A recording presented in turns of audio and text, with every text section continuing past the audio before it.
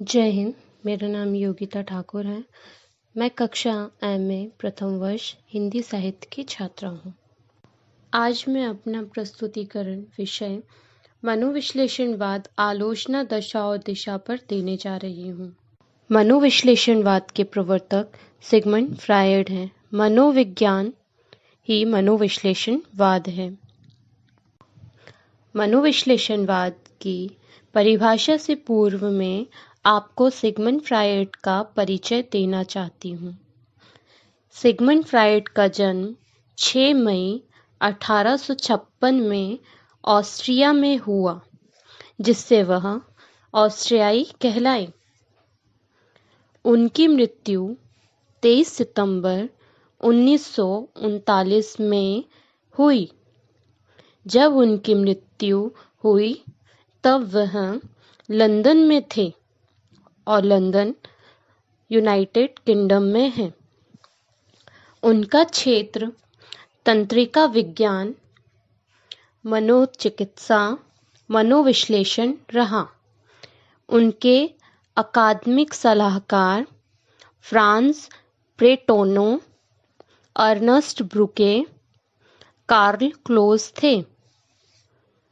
उनको प्रसिद्धि मनोविश्लेषण में प्राप्त हुई। उनके शिष्य एडलर और युंग थे। इन दोनों वैज्ञानिकों ने भी मनोविश्लेषण में अपनी अलग अलग परिभाषा दी, जो परिभाषा फ्रायड से अलग साबित हुई। आइए अब हम मनोविश्लेषणवाद के बारे में पढ़ते हैं। मनोविश्लेषणवाद से तात्पर्य मानव मस्तिष्क तथा उनका चिंतन से है। इसके अंतर्गत मानव स्वप्न का भी अध्ययन है, अर्थात मनोविश्लेषण मुख्यतः मानव के मानसिक क्रियाओं एवं व्यवहारों के अध्ययन से संबंधित है, किंतु इसे समाज के ऊपर भी लागू किया जा सकता है। मनोविश्लेषणवाद का सिद्धांत फ्रायड ने दिया। इन्होंने अपने सिद्धांत को समझाने के लिए मन के 3 स्तर बताए, जो इस प्रकार हैं: चेतन मन, अर्धचेतन मन, अवचेतन मन। आइए अब हम जानते हैं कि इन तीनों से क्या तात्पर्य है। चेतन मन।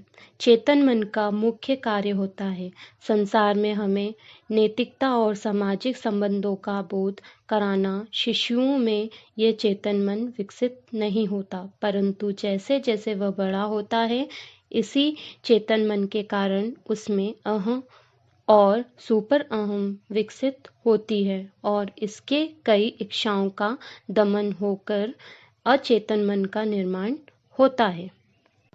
अब हम अर्धचेतन मन के बारे में जानते हैं। हमारे दमित इच्छा कई बार यथार्थ संसार में हम पर हावी होने का प्रयास करती है, किंतु हमारे सुपर ईगो के कारण वह पूर्ण नहीं हो पाते। जब कभी इन दमित इच्छाओं को हमारी सुपर ईगो रोक नहीं पाता, तो वह अपराध खंडित व्यक्तित्व, हस्टीरिया आदि रूप में बाहर आ जाती है, जिसे हम अर्धचेतन मन कहते हैं।